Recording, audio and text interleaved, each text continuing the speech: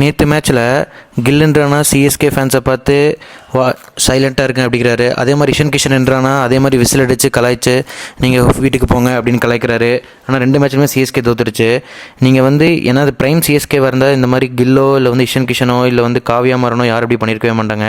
ஆனால் இப்போ CSK losing ஃபேஸில் இருக்குங்காட்டி என்ன ரீசன்னு தெரில, எல்லா பிளேயர்ஸுமே நம்ம சிஎஸ்கே டீமை பார்த்து கிளம்புங்க அந்த மாதிரி சொல்லிருக்காங்க.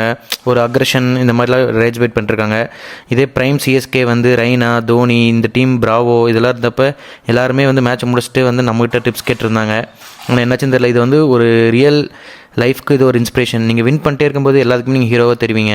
ஆனால் சப்போஸ் நீங்கள் லாஸ் ஆகிற ஸ்டேஜில் இருந்தீங்கன்னா உங்களை எல்லா டீமுமே இப்படி தான் ட்ரீட் பண்ணோம். இந்த சீசன் சிஎஸ்கேக்கு முடிஞ்சிச்சு. ஹோப் நெக்ஸ்ட் சீசனாச்சும் சிஎஸ்கே எப்படி பண்ணுது, என்ன மாதிரி ஸ்ட்ராட்டஜியில் வராங்க, திரும்ப அவங்க பழைய ப்ரைம் ஃபார்ம் டச் பண்ணுவாங்களா? ஏன்னா கிவ் அப் பண்ணுறது சிஎஸ்கே ஒரு டிஎன்ஏலே இல்லை.